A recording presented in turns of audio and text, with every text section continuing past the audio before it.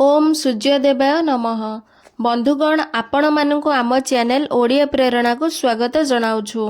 आज आसंतु भगवान सूर्यदेवंक पौराणिक कथा सुनिबा। स्कंद पुराण अनुसारे जेउ भक्त सूर्यदेवंक पूजा पाठ करे ताकू कोनोसी प्रकारर भय होई नथाए एवं स्वर्गाधिकार होइथाए।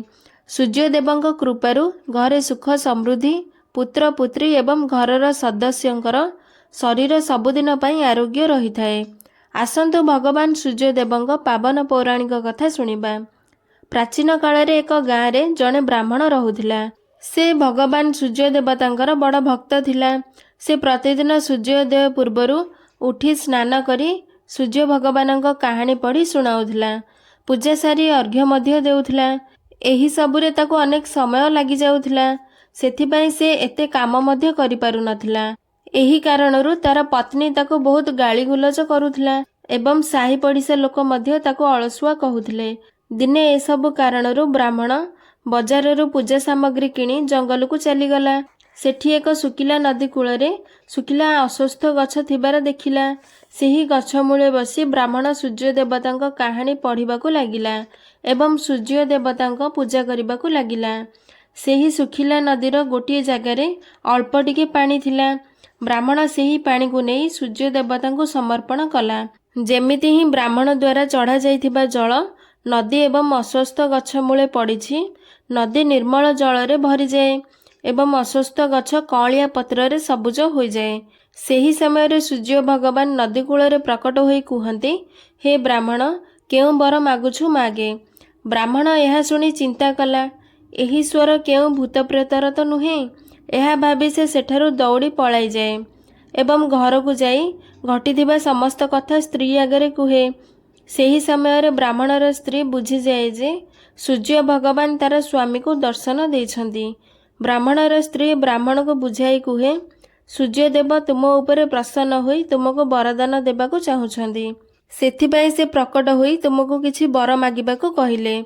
ब्राह्मण निज स्त्री को कुहे, मो वरदान रे सूर्यदेव को कौन मागिबी। ब्राह्मणी कुहे, कम शब्द रे जेते अधिक हेबो माग। एवं ब्राह्मण को सूर्य भगवानक ठारू एहा मागिबाको कुहे जे मो महल भितरे सुनार झुलणारे मो नाती को दासी मानक द्वारा खेलाउथिबार मु देखिबाको चाहुछि। ता परदिन ब्राह्मण पुणी थरे सेही जंगल जाए। पूर्वदिन भली सूर्य देवतांक कहानी पढ़े पूजा करे। सेही समय रे सूर्य देवता पुणी थरे प्रकट होई ब्राह्मण को वरदान मागिबाको कहिले। सेही समय रे ब्राह्मण निज स्त्री कहिदिबा कथा अनुଯାयी ठीक सेही परि मागे। सुनार महल रे सुनार झुलणा रे मो नाती को दासी मानक द्वारा खेलाउथिबार देखिबाको चाहुछि। ब्राह्मणर कथा सुनी सूर्यदेव कुहंती, देखिबाकू तो तू बहुत सरल लागुछु, किंतु गोटिए थर रे ही तू सबु किछि मागी नेलु। सूर्य देवता कहिले, जा तोर सबु इच्छा पूर्ण हेबो। ब्राह्मण जेतेबेले जंगलरू निज घर को फेरी आसी देखे जे तार भंगा कुड़िया महल होई जाइछि एवं सेही महल रे दास दासी माने जिबा आसीबा करूछंती। ब्राह्मण पाखरे थिबा एक बुढ़ी माँ को पचारिला, एठी तो मोर एक भंगा कुड़िया थिला, ए महल किपरि पालटी गला। सेही समय रे सेही महल भितरु बाहरी सुंदर वस्त्र परिधान करी गहना रे मंडी होई ब्राह्मणर स्त्री ब्राह्मण को डाकिला महल भितर को जिबा पाई एवं कहिला, सूर्य भगवान आमर मनोकामना पूर्ण करिछंती। एहा परे ब्राह्मण ब्राह्मणी खुशी रे दिन बितेबाकू लागिले। ब्राह्मण तार धनर उपयोग पूजा पाठ होम यज्ञ एपरि पुण्य कार्य रे कला। एबे गाँ लोक राजांक बदल रे ब्राह्मणर गुणगान करबाकू लागिले। एहा से राज्यर राजांक कानरे पड़िला। से ब्राह्मण को डाकी पचारिले, काली जाए तो दुई ओली भलरे खाइबाकू मध्य मिलु नथिला। आजी एते धन केउठारु आनिलु, केउठी जाई चोरी डकायत कलु कह। एहा सुनी ब्राह्मण कहिला, एहा सबु तो सूर्य देवतांक कृपारु संभव होई परिछि एवं तांक कहानी कहिबा ओ सुनिबार फल। राजांकर मध्य केही पुत्र नथिले।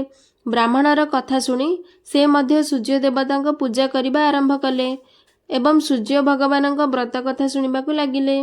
सूर्य देवतांक कृपारु राजांकर मध्य एक सुंदर पुत्र जन्म ହେଲା। एहा परे सूर्य देवतांक महिमा देखि राज्यवासी मध्य सूर्य भगवानक पूजा करिबाकू लागिले।